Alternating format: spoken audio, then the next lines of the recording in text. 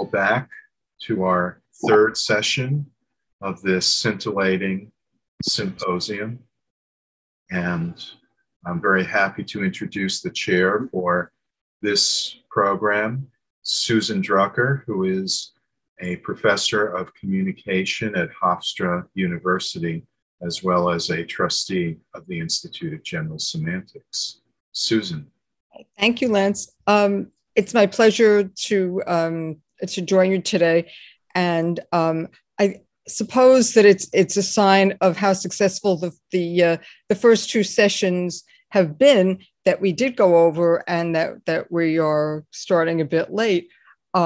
So as we move towards presenters in North America, I hope that we can keep up that momentum of success, but not necessarily of tardiness. So I will try to be a taskmaster and keep us on time. And for the presenters, I'll send you a time notice, how much time you have left in the private chat. So the first speaker today is Thom Gencarelli, who I think many of you know. He dates his introduction to general semantics to his time in the media ecology program at New York University when he was a student of Neil Postman's. So his engagement in general semantics goes back to the early 1990s, Thom.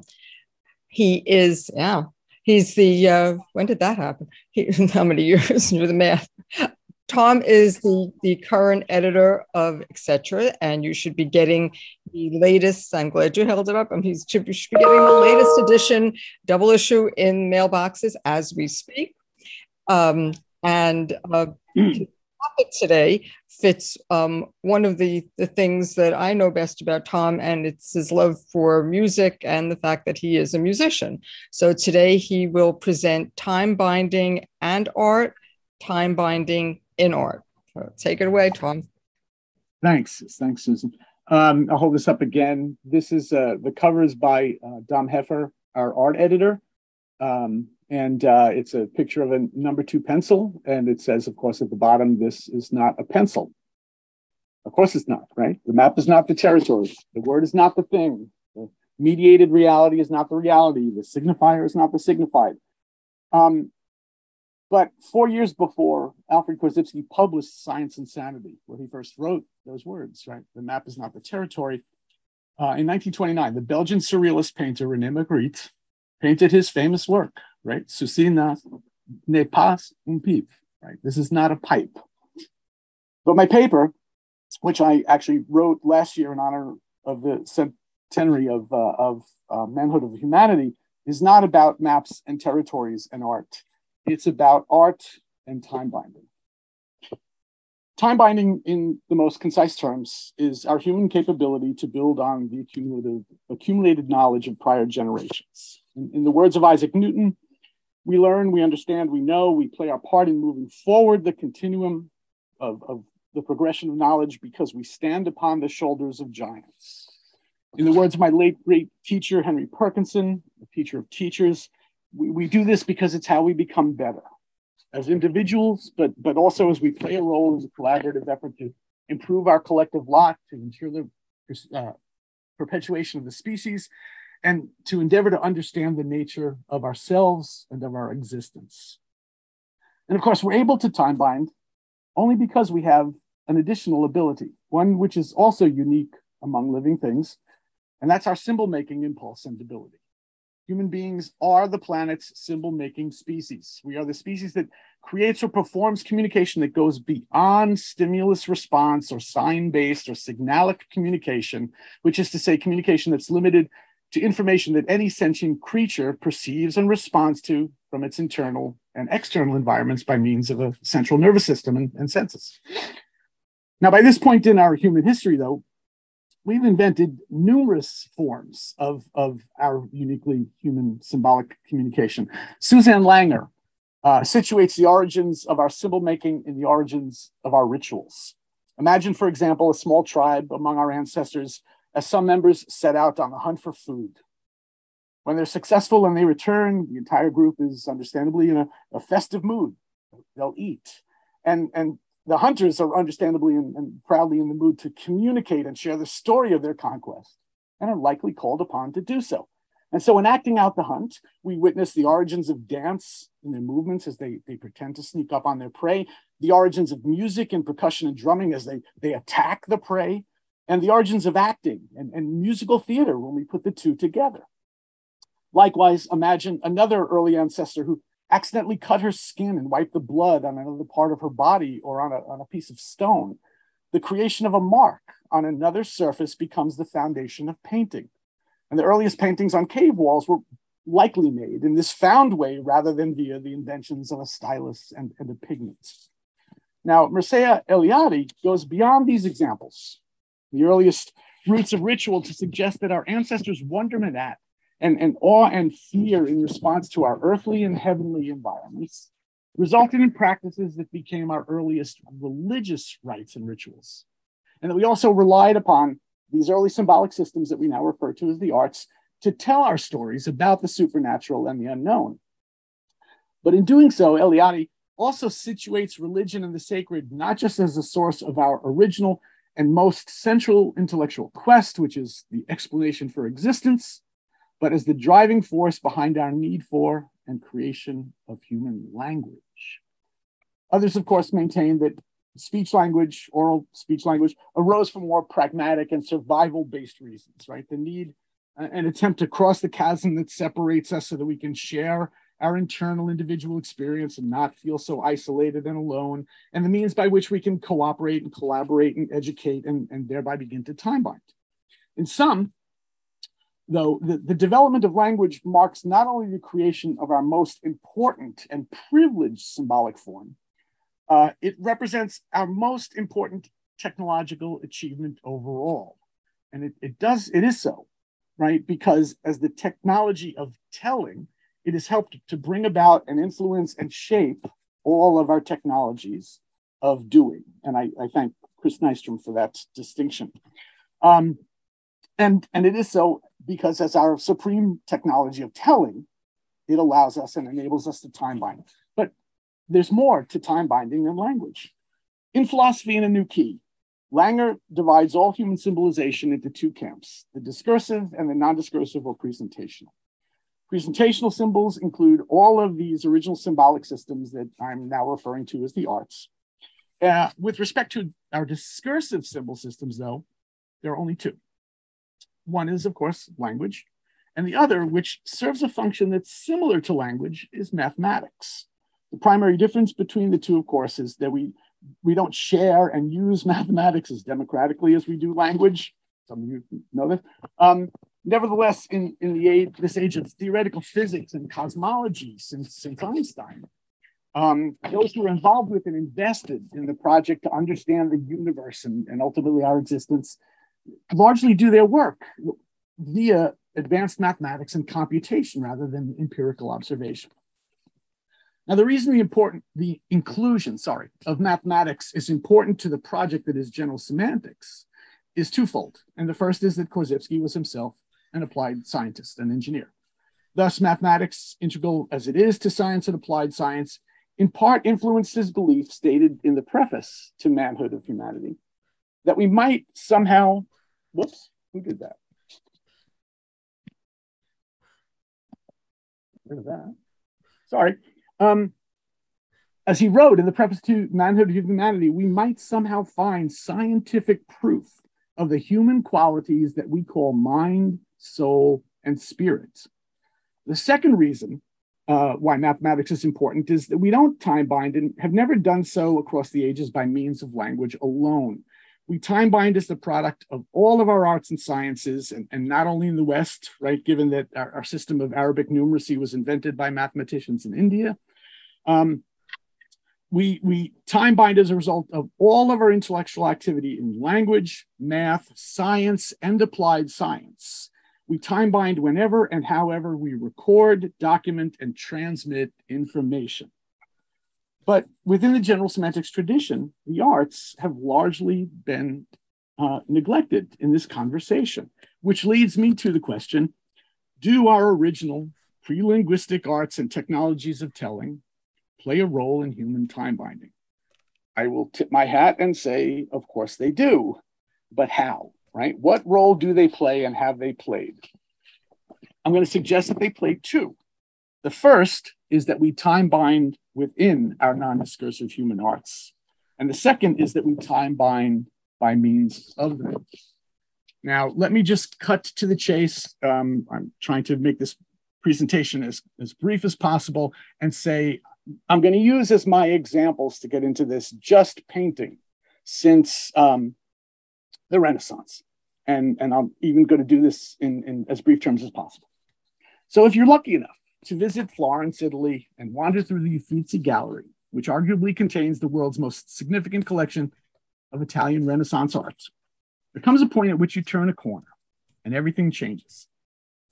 Up until this point, almost all of the paintings represent religious iconography and biblical stories and characters, paintings that were commissioned by the church in part as decoration, in part as celebration of the God-given gift of great art and gifted artists, and in part to tell the stories of the Bible to those who were illiterate, or at least who couldn't read Latin.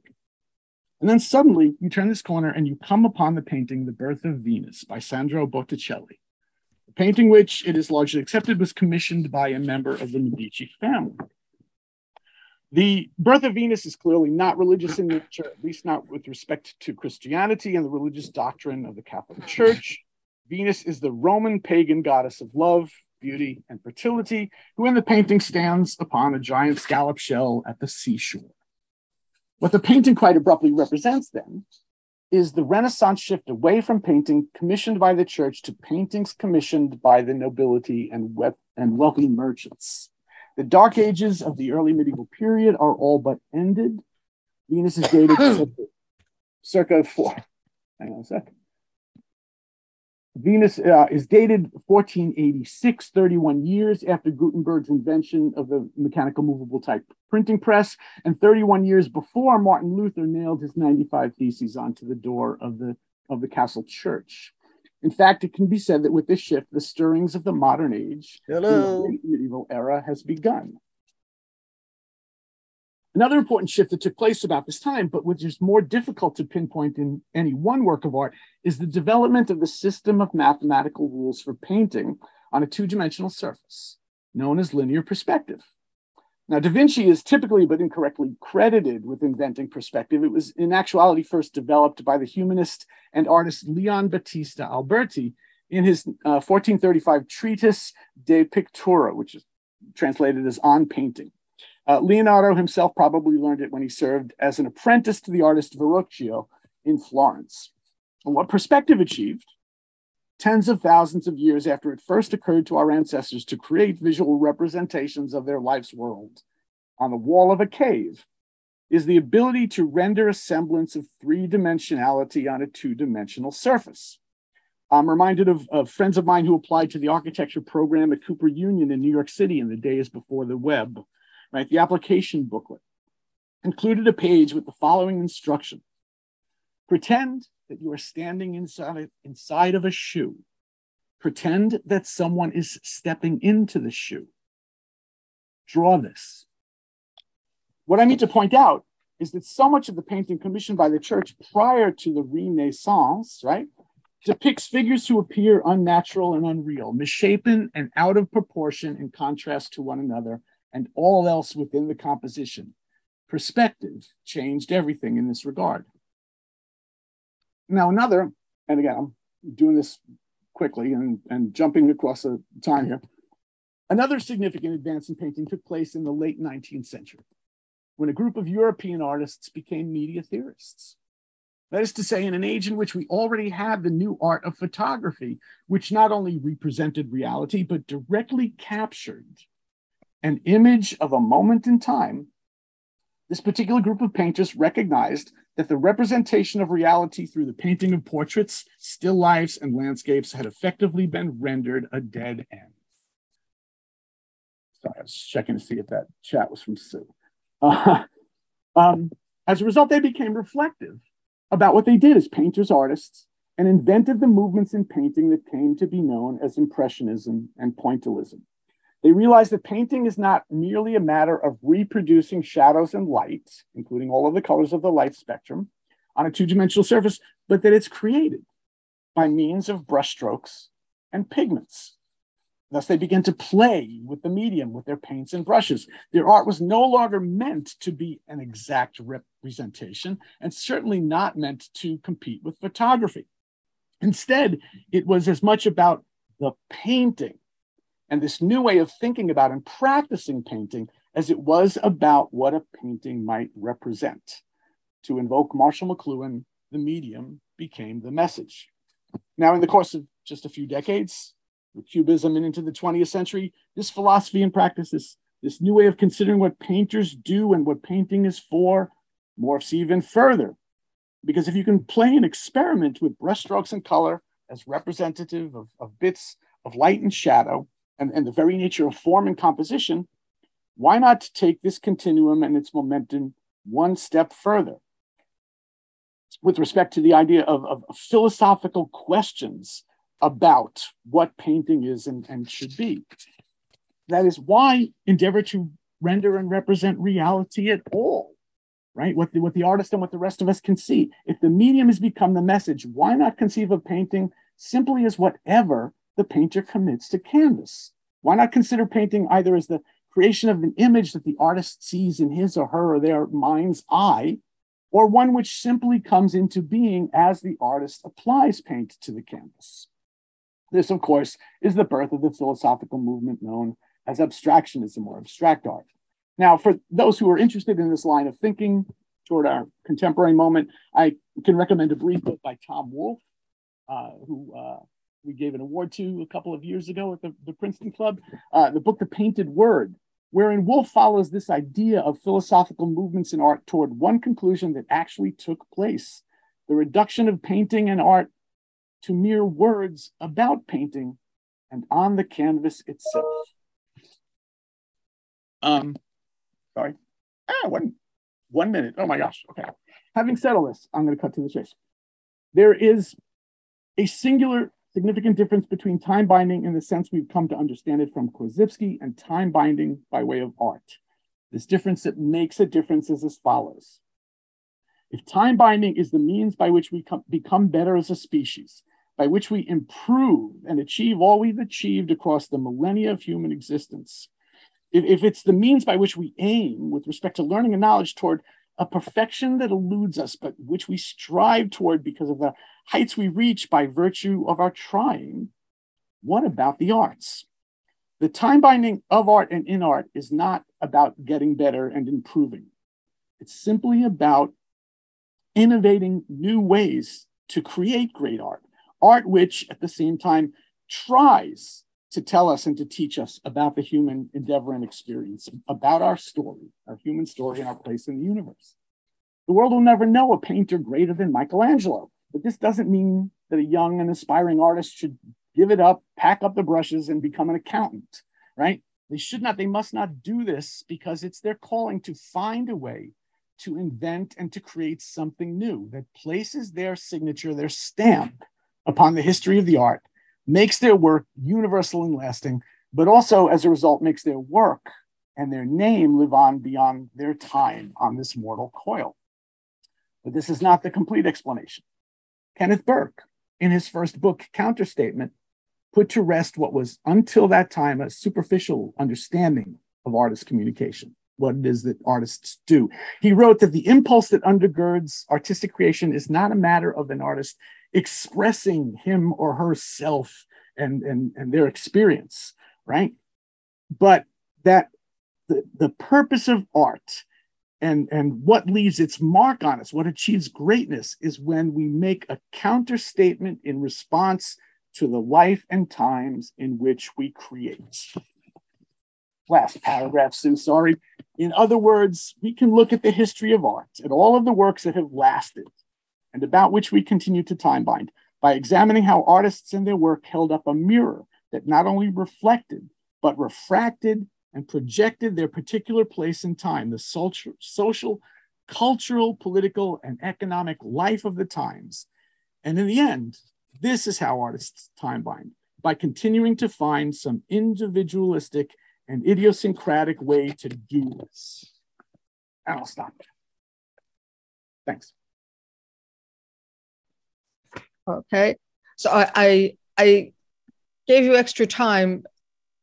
The topic, the treatment, obviously worthy of extra time, Thom. So next time you'll owe a couple of minutes. And I apologize to my fellow presenters. While I hate to move from that topic, I look forward to moving on to the next topic, which is a paper presented by Zhenbin Sun of Fairleigh Dickinson University. His research focuses on the philosophy of language, on Chinese and Western theories of language. Among his published works is his book, Language, Discourse, and Praxis in Ancient China. So again, you've got 15 minutes and expect a little note from me in chat to give you a heads up on time. Okay, thank you, Susan. Okay. In reviewing the relation of general semantics to American pragmatism, GS and AP hereafter, we need to mention three facts. Korzybskian quoted Peirce in his Science and Sanity and made highly positive comments on him. Postman acknowledged Peirce's contribution to investigating the nature and function of language, and the four authors of etc. analyzed the three classical pragmatist theories. In my paper presented at IGS 2021 Symposium, I made an initial comparison of GS and AP as two American thought movements. Here, I shall further explore their academic correlation in terms of two aspects: their positions on science and their major themes of their works. Regarding the positions on science, Korzybskian was undoubtedly a devoted believer and enthusiastic advocate of science. His manhood of humanity typically represents his theory of science. In his view, 19th century science not only announced the failure of traditional philosophy, but designated the dawn of the manhood of humankind. He claimed that as a whole, science has four components: a body of knowledge of facts, a set of natural laws, a series of working hypotheses, and a group of verified theories. He also portrayed the image of science in light of the future of biology, mathematics, and engineering.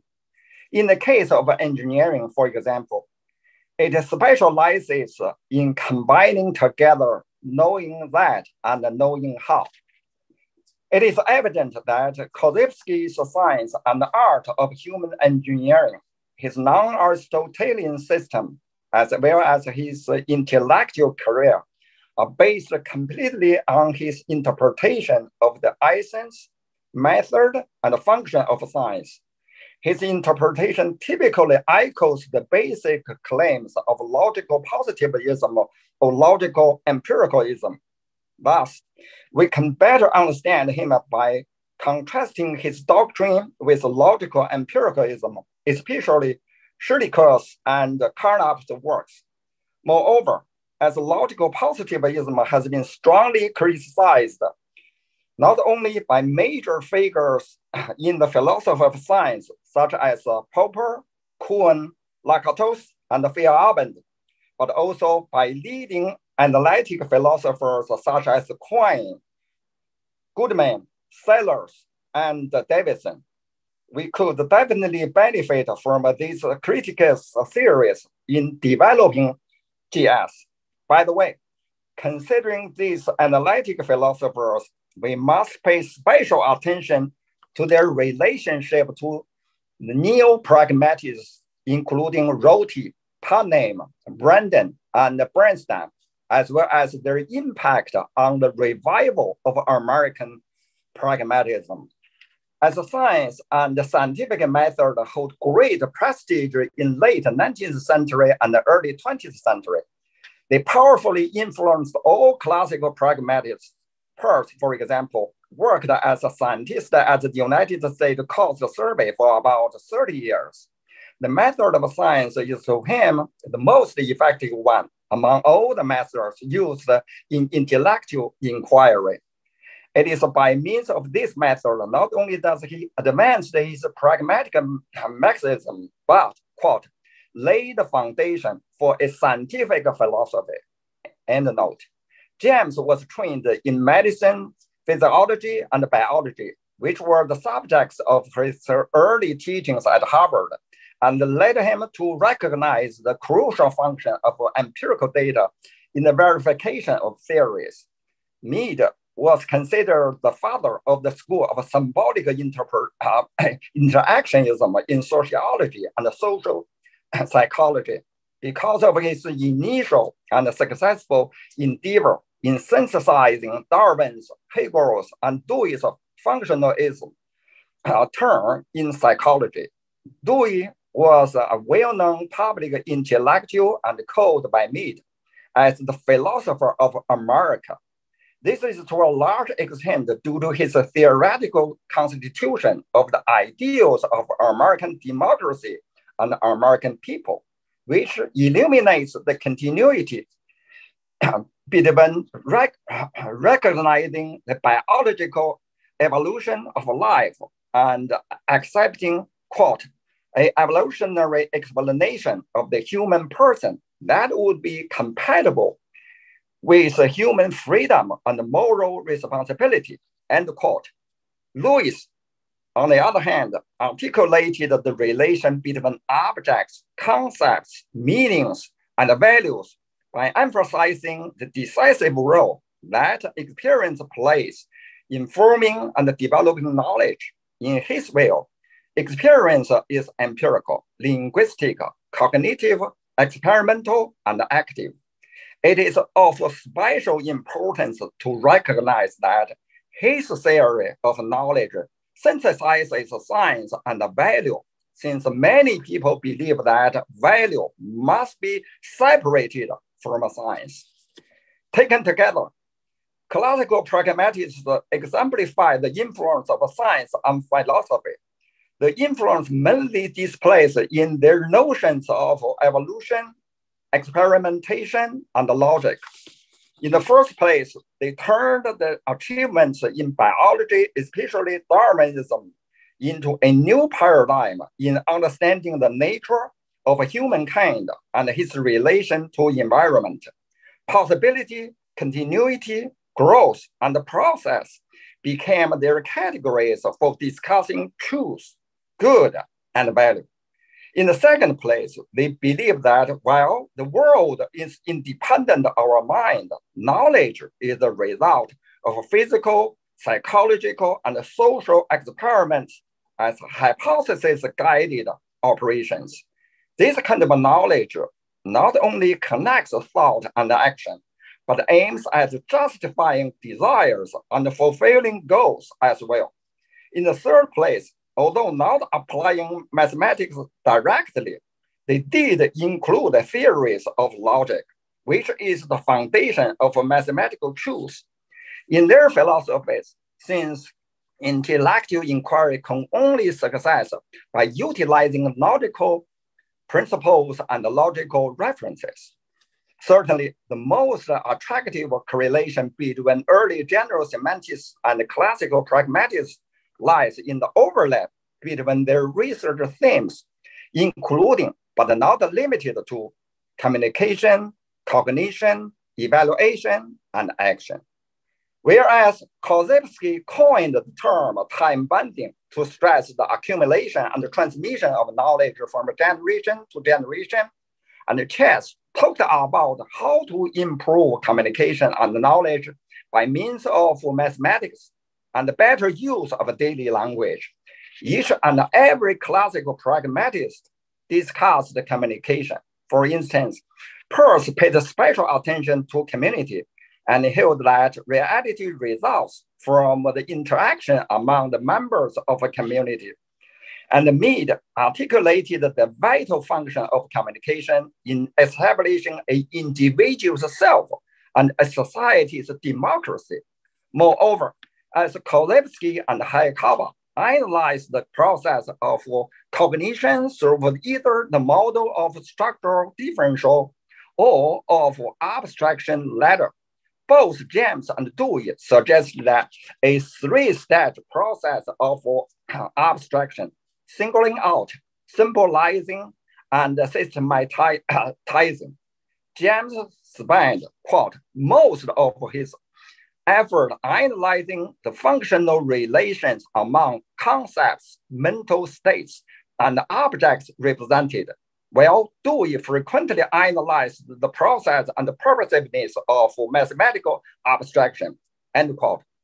Whereas Korzybski characterized the GS as not a doctrine of meaning, but a theory of evaluation of facts, relations, feelings, and Johnson reviewed the evaluation in terms of its connections with identification, prediction, and its problems with relativity and maladjustment. Dewey saw intellectual inquiry as an act of evaluation, which aims not only to identify the actual situations of things under examination, but also to investigate the good, changes, and effects of the things. And Lewis thought of evaluation as a form of empirical knowledge.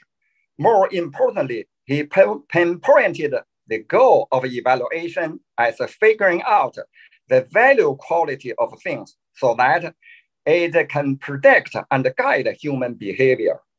Moreover, Korzybski pointed up the atom of action as the dynamic unit of building the world and humans, and Lee made remarkable contributions to applying the principles of GS to deal with conflicts, misunderstanding, and prejudice, while action not only concerned all classical pragmatists, but held a central position in AP. Peirce highlighted the practical effects of science and conceptions in his pragmatic maxim. James traced its molecular root of English word practice in Greek language and positioned the value of beliefs in action. Dewey advanced the comprehensive theory of experience, claiming that human experience advanced a comprehensive theory of, Dewey claimed that human experience is increased mainly through purposive activities. Mead developed a philosophy of act, suggesting that act determines the relation of individuals to their environment and consequently shapes the self. And Lewis constituted a conceptual and dynamic network of knowledge, valuation, and action, arguing that the significance of knowing resides in doing, for only can deliberate acts realize anticipated ends. Closely looking at the points that early general semantics and classical pragmatism made on the above four themes, one could identify a firm and explicit thread penetrating the two thought movements. That is, quote, a typical American preference for action over reflection, for acts over theories, and above all, for results, end quote. And what makes GS and AP strictly American is, quote, practical, situational, and problem-solving emphasis, end quote. To better comprehend this thread, we shall carefully review GS AP's epistemological commitment on which the two traditions base, but that is an issue beyond the scope of this presentation. Thank you for listening.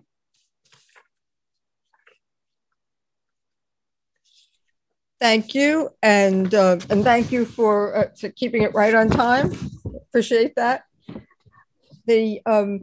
The next presentation that we will hear is from Chris Mayer, who is a co-founder of Woodlock House Family Capital, a private investment partnership. He is also the author of How Do You Know? A Guide to Clear Thinking About Wall Street, Investing and Life. Probably couldn't be a more timely topic right now.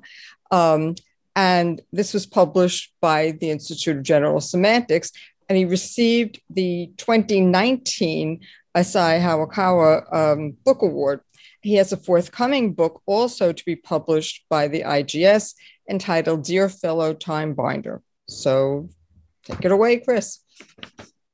Okay, thank you very much for that introduction. My paper that I will submit to etc. is called The Truth Is Not Out There, Korzybskian Themes in the Work of Richard Rorty. I'll explain what it means here, but you may remember The Truth Is Out There was the tagline for the popular TV series, The X-Files. It was about two FBI agents, Mulder and Scully, and they investigated unsolved cases involving paranormal activity.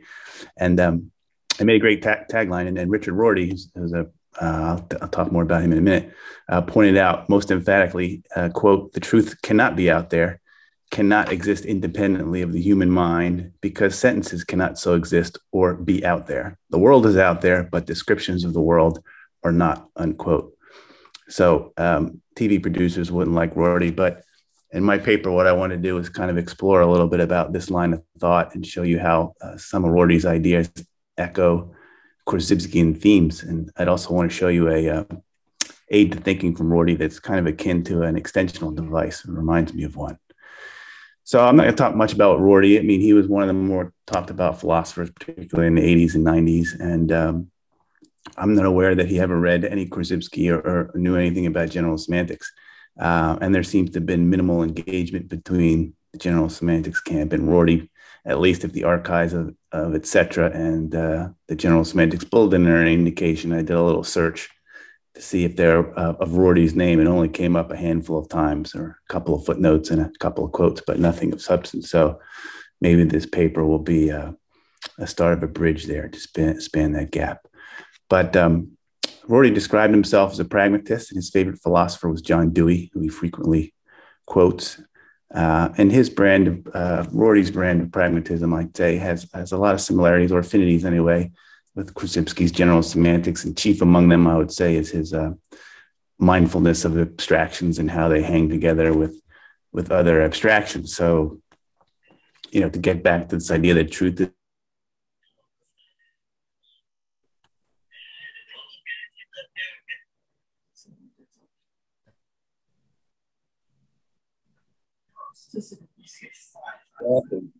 Did we lose him? What's going on? I think we lost him. We lost Chris. Let's see. It says that he's here. But I was also getting notification that his network was weak. Okay, because it looks like he's still on. Yeah. Yeah. Should we see if he can log back in? And okay. Did he? He just logged out. I think he's going to log back in. Let me see if he can log back in rather than interrupt his presentation. Well, this will be an editing job for the YouTube channel. All right. Why edit it?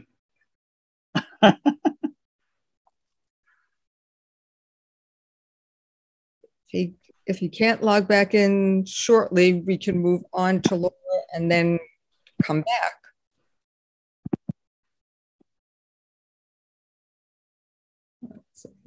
Yeah, we had lost him before too, and it took him a while to get up. He's back. Wait. Oh, okay, very good. Okay.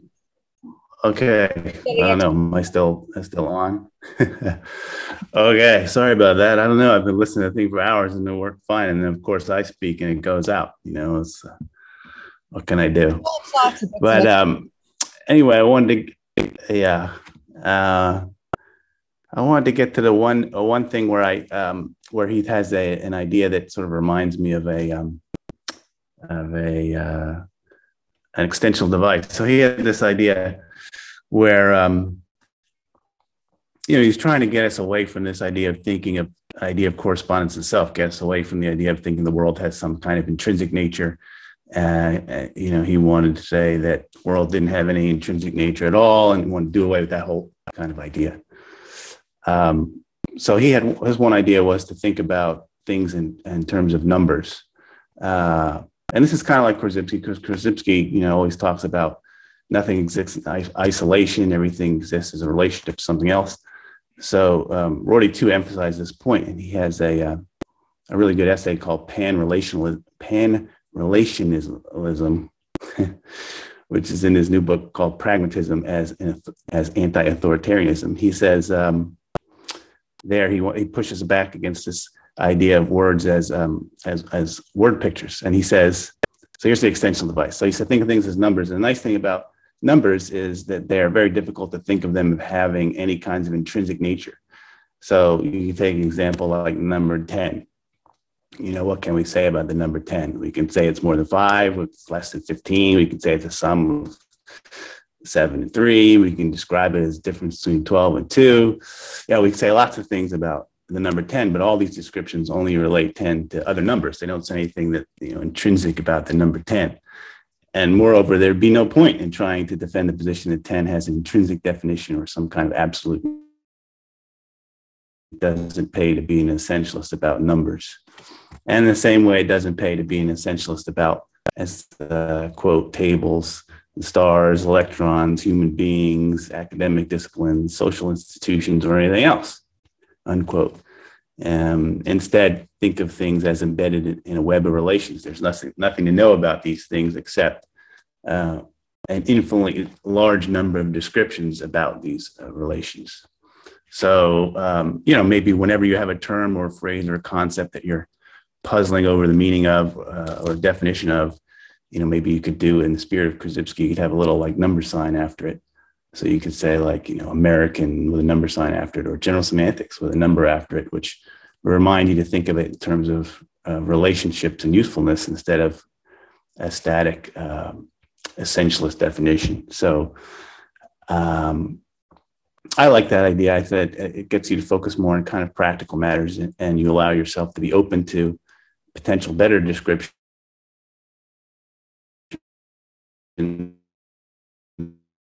Since you're not anchored to some kind of, truth, or all your descriptions give you different ways of talking about things or ideas, in the same way that saying 10 is a sum of 7 and 3 is no more true than saying 10 is more than 5 but less than 15. They're just different ways of talking about the number 10. So I like that idea. There is a reluctance to embrace these kind of ideas. Rorty thought, because there is this quote, he says, fear that imagination goes all the way down and there's nothing to talk about that we might not talk about differently, unquote. And this fear is what gets people to try to come up with some form of ultimate reality, or in this case, all of our descriptions are only limited by our imagination. And this isn't to denigrate our descriptions. Like, there's an example he uses, inalienable human rights, which doesn't say anything really about the intrinsic nature of human beings, but it's not getting us any closer to some reality. There are noises and marks, as he would say, but they lead to better social practices, and better, again, in that Rortyan sense, that people live richer lives than competing ideas that where humans are treated as property. It also reminds me of something that Neil Postman said when he wrote about the term sanitation engineer as a replacement for garbage man. He said that the person who wants to make this change doesn't do it because sanitation engineers somehow, more accurately reflects the intrinsic nature of the job. The change reflects the hope that the person doing this task might be treated with, more respect and dignity than otherwise. And so if it works, then the change is better in a Rortyan sense. And I think that has a lot of applications in, present political debates about what we call people, or what pronouns we use, or what gender people claim. They're really debates about between people who want to preserve one set of descriptions against a newer set of redescriptions. And, I was thinking even in the conflict in Ukraine, war in Ukraine, and tensions between China and Taiwan, and lots of other things that always involve descriptions, and then sort of what claims follow. And I was kind of thinking about how before the bullets fly, there's always this battle over words and definitions. So, and even during the pandemic, you can see the consequences of thinking that science has some final truth, about the virus or masks or vaccines, and people saw any change of opinion regarding these as somehow evidence of bad faith or a conspiracy. And instead, of course, thinking more like Rorty or Korzybskian on these things would see scientific knowledge itself as description subject to reinterpretation and change, and something that we even should expect. So to sum up Rorty's view, he would say, we shall never find descriptions so perfect that imaginative redescription will become pointless. There is no destined terminus to inquiry. And in this view, the arc of human thought is not, magnetically pulled to some kind of truth, but it kind of spirals towards, not even that. It doesn't even spiral towards any kind of approximation of reality. Instead, it becomes more of a creative act, a search for better descriptions, or use Rorty's phrase, socially useful novelties.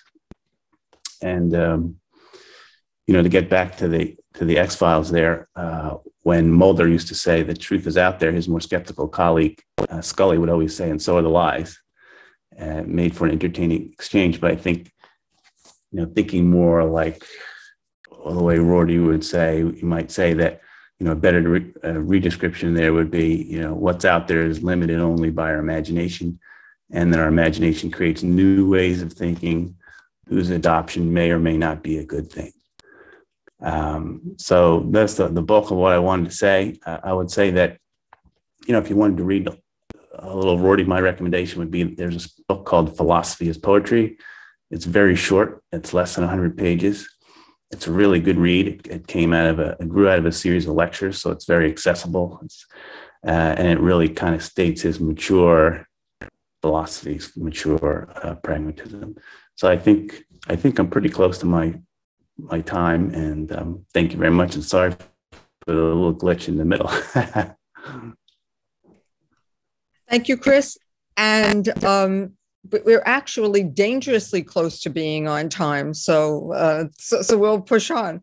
The last presentation is Laura Trujillo Liñan from the Universidad Panamericana in Mexico. She is a philosopher, a professor of humanities at the university, and also a board member of the Institute of General Semantics. She's published widely, including in etc. And I have to tell you, Laura, I've been particularly interested in your work on time binding. So we look forward to hearing what you have to say today, your presentation on the notion of the human in a post-human age. Take it away. Thank you very much, Susan. I'm going to present. I'm sorry. Just a sec, Milton. Yes. We're seeing your screen. Could you stop sharing, Milton? We're seeing your screen, but your email. I don't know what's happening. Okay. Thank you. Now I. You just did it. Yeah. Okay. There we go. Thank you. Thanks. Well, the title of my paper is The Notion of the Human in a Post-Human Age. In 2019, in the news, I heard about a trans-species man who decided to live as a Dalmatian dog. El País, the most important newspaper in Spain, reported that Tom Peters, a British young man, 32, enjoyed dressing up and behaving like a Dalmatian. He lives in a cage and has a dog named Spot. Peters considers himself trans-species. He is famous in YouTube and other platforms where hundreds of people have shared or commented his story. Recently, we have got more details about why he behaves like that. Peter says he walks in 4 legs, prefers to eat cookies and dog croquettes, and expresses his emotions by barking. One of the single most characteristic features of his transformation is the suit he designed specially to live as a Dalmatian. Spot, his name as a dog, appeared with a dog chain with his black and white suit in a TV program. He said that living as a dog allowed him to enjoy the simplest things in life. He explained that Spot is a fundamental part in his existence and wishes to be known as a trans-species person. He acknowledged working as a lighting technician only to make a living. Moreover, he keeps some human habits as a way to use the toilet. Everything started when Peters bought an orange necklace years ago. Then he understood he should be a Dalmatian because he had the same personality traits as those dogs. This is not an isolated case. Many human beings have replicated this tendency to be different, not only in his behavior, but in his nature. Some have used technology to enhance their human potential. In 2008, Moon Rivas, an artist and activist, put a seismic sensor implant in his arm to perceive every earthquake in real time through vibrations in his device. In 2004, Neil Harbison, the first man to be recognized as a cyborg by a government, inserted an antenna in his skull. This device lets him see and perceive invisible colors such as infrared and ultraviolet. It also lets him receive images, videos, music, and telephone calls from external devices, even satellites, directly to his head. This leads us to make important questions such as, what has motivated these people to look for these changes? Is this a way to leave humanity or the concept of human being behind? Are we in a post-humanism era? Some authors seem to find answers to these questions. Charles Taylor in The Ethics of Authenticity, Zygmunt Bauman in Liquid Modernity, and recently Francesca Ferrando in Philosophical Posthumanism. They all find modernity and its malaise to be the cause for this concern. Taylor says the human being strips off the ties of religion, ethics, and the past. Before, our parents used to tell us what to do.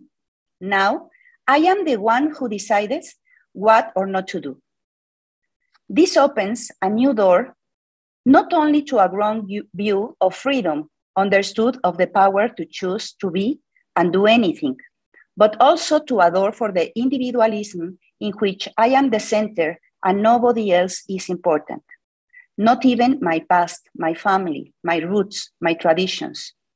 Bauman announces that the effects of this modernity present themselves as something liquid, transient, or temporary, as the water. He explains that if ethics doesn't tie me up, nor my parents, then I am the only one who matters, who makes the rules or live without any. The most important danger is to get back to ties, their social pressure, the societal structures.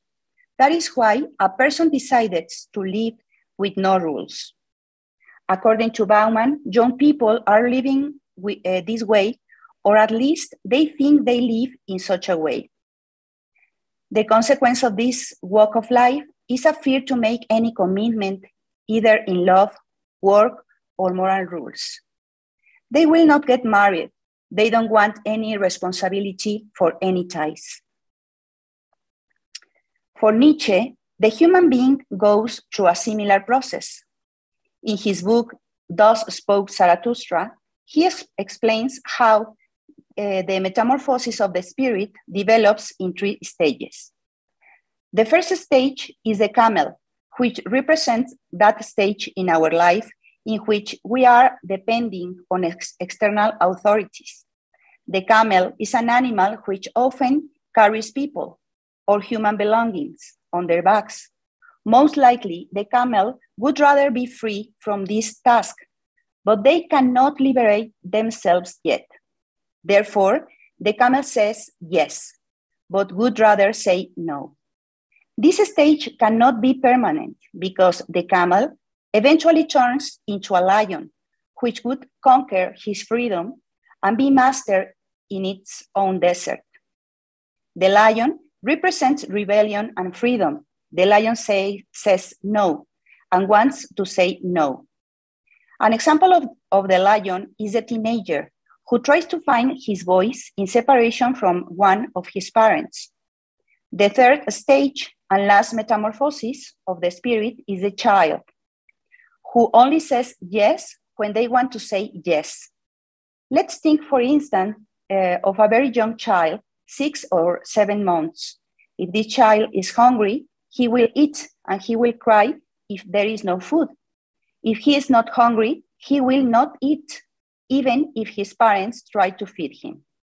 Moreover, the creativity of this young child is not restricted by rules or expectations. The child represents the overhuman. Here, we should clarify that Nietzsche is not claiming that all children are overhuman. This is just a metaphor. Human beings find themselves in an unstable momentum in which they have to eliminate external influences that oppress them and prevent them from reaching this overhuman stage. The only problem is that there is not trust in science, in history, in intellectuals anymore. Man only trusts in himself, but he distinguishes himself as imperfect, incomplete, and for those reasons, he begins to deconstruct himself to look for something beyond his humanity. Therefore, the post-humanism arrives. So, what does humanism mean in the age of post-humanism? For Francesca Ferrando, the first important question appears: is the human a notion or a process?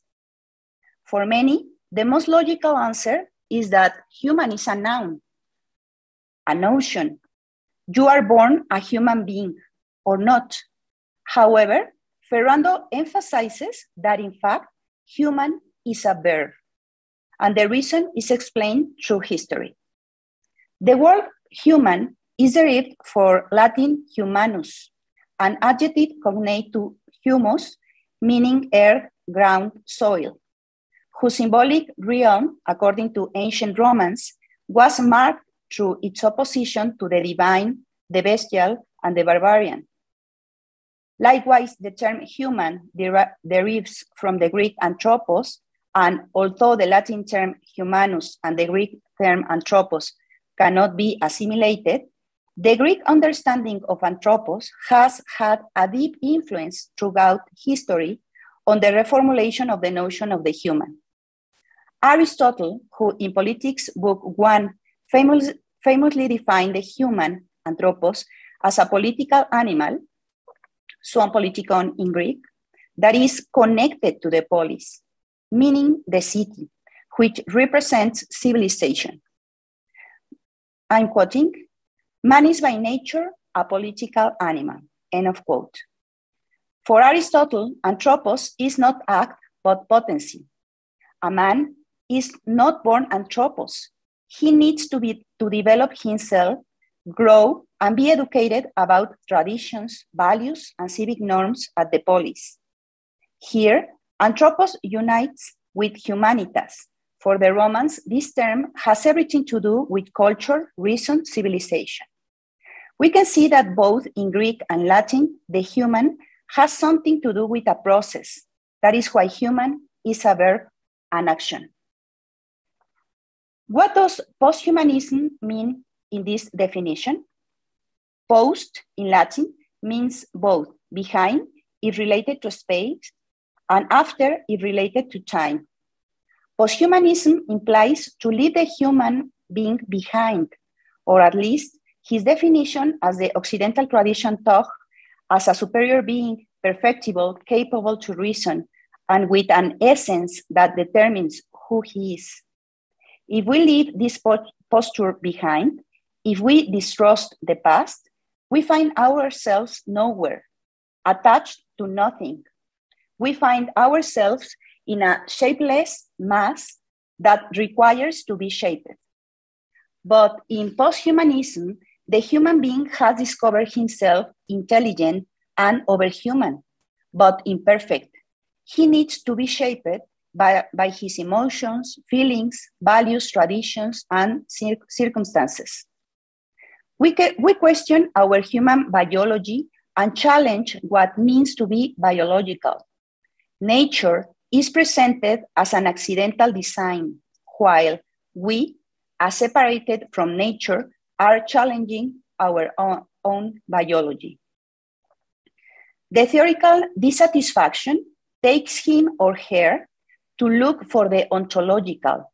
If I don't feel myself a human being, maybe I am a different species, as we saw in Peter's story. We see the human embodiment as an outfit which can be conveniently reshaped and reveals a reductionist approach based on the Cartesian body-mind dualism, according to which I am my mind, while I have a body that can be replaced without much loss. The famous cogito set the privilege of the mind over the body. I think, therefore I am. An interesting effort to shape this new post-humanism is mentioned by Natasha Vita-Moore, a leading voice within the transhumanism movement. She has been working on the design of a post-human body for more than 10 years. Her artistic and philosophical project called Primo Posthuman is presented as ageless with replaceable genes and upgrades. What is the limit with this process? We don't really know. Posthumanism is a strong tendency as peoples wish to be free, happy, without ties. If we believe in the Hegelian dialectic, it is possible that with this liquid process, so momentary, something solid may arise that stops the liquid and maybe can shape it by giving a sense to those unsatisfied wishes in the society we live in. Otherwise, we will have more transspecies created by ourselves with a hybrid nature with parts of human beings, parts of other species or devices. The question is, if this is the way to find our freedom and the happiness we all aspire to, will it be possible for the human being fulfill himself? I really doubt it. Thank you very much.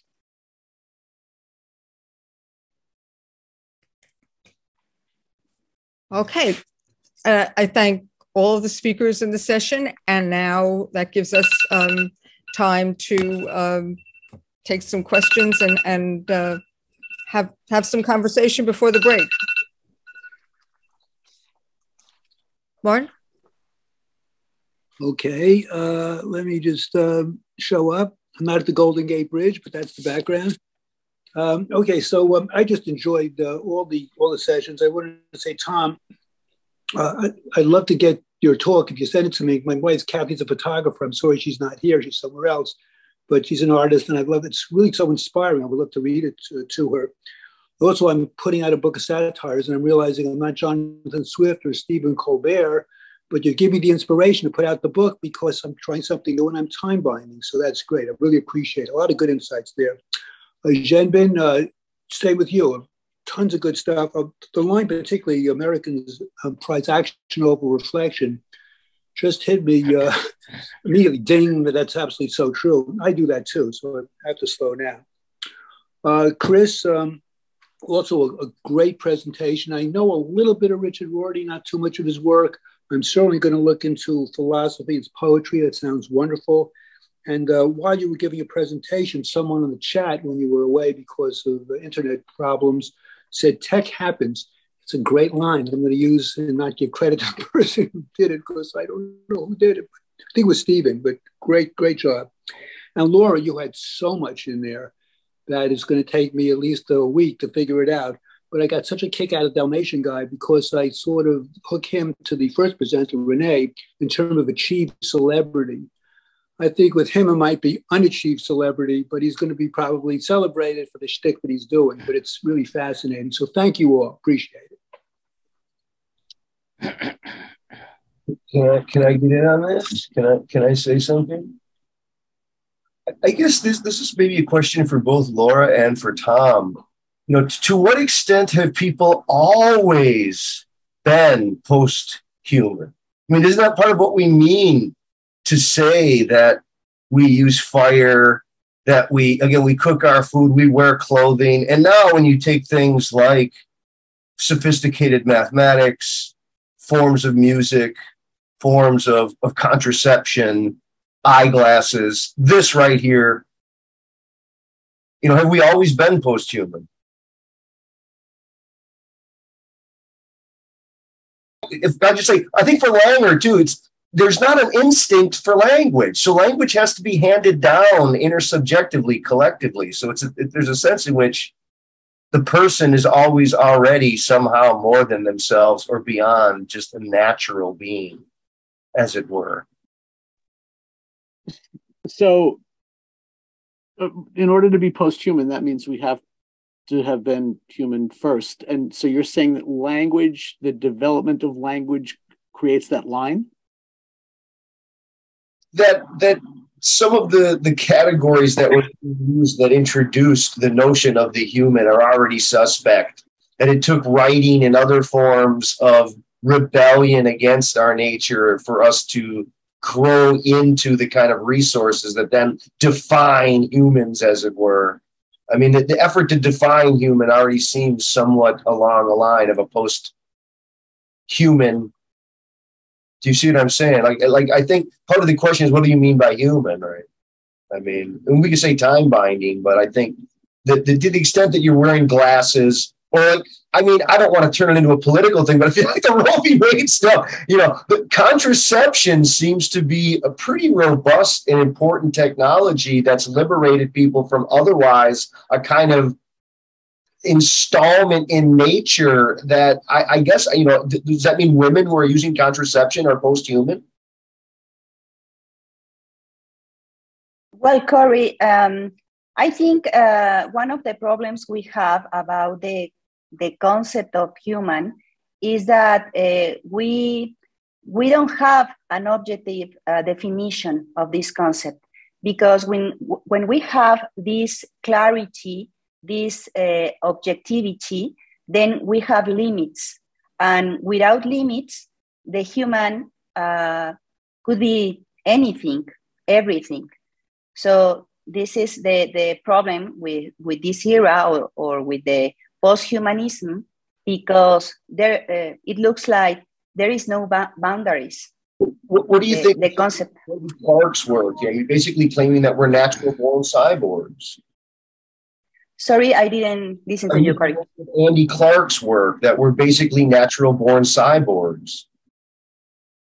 Well, I don't know her work. I would like to read it, but I don't know. I mean, I think that what we are is human beings. But as I said in my presentation, it looks like Aristotle said that human is like a process, like something else. So I don't know why this author you are talking about says that we are naturally cyborgs. Could I just pop in on this? Because some years ago, Laura, in Mexico City, we had Monterey Tech hosted the Media Ecology Association's annual meeting. And one of the speakers was Catherine Hales, who wrote a book about being post-human. And when she spoke about it, and she kind of suggested that it was getting past the sort of enlightenment and individualism. And that sort of equates it with post-modernity, but that it was sort of going past individualism and some of the negative aspects of modernity. There was a very interesting exchange, I'll add, between her and Clifford Christians, who's, in addition to being a scholar, is a minister, who thought that this was a horrible thing. But it also speaks to the fact that there were positives and negatives about modernity, at the same time. So, but I think that specifically would mean that we weren't always post-human. We become post-human as we enter into a postmodern era. We're really talking about Laura's paper, but to go back to Corey's question, so if you define humans as part of this lineage of upright walking hominids, well, it took, how many millennia before we started making symbols. And to me, that's what defines us as unique as a species, is symbol making urge, right? Yeah, no, I agree with that. I think, Lance shed a lot of very helpful light on that. I think part of the question is, are we denying the historical circumstances that created the kind of condition that we now enjoy and associate with what we call being human? So there's all kinds of, it has everything to do with the clock and the calendar and with literacy and books. I mean, there's a whole host of things that ushered in modernity. And then when we're talking about postmodernity, I think we're getting into the critique of the imposition of certain power structures that were aligned with certain people. Again, sort of white male dominance in certain ways. I mean, there's certain suspect assumptions buried in Enlightenment thought. Just leave it at that, maybe. I think we have time for one more question or comment. Robert, see your hand up.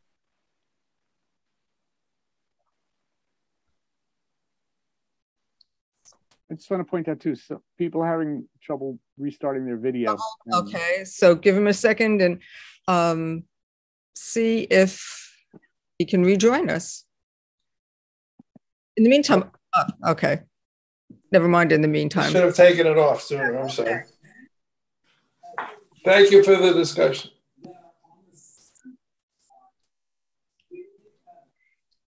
Do you have anything further? Do you want any questions? Yes, I wanted to bring this. They have the philosophical, the idea of change, of being in the philosophy departments is an old-time general semantics from my father's time also.